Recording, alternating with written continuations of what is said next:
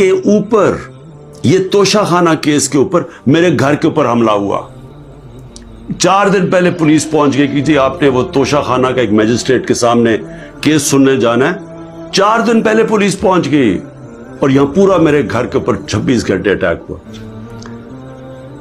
मुझे जब 9 मई को गैर आईनी और कानूनी तौर पे अगवा किया गया इस्लामाबाद हाई कोर्ट से, तो मुझे जब जेल में ले गए पुलिस लाइंस में, वहां मुझे एकदम पता चलता है कि एक जज साहब, जज हुमायूं दिलावर वहां बैठे हुए हैं और वो आपके ऊपर तोशाखाना के केस के ऊपर कोई कार्रवाई करना चाहते हैं।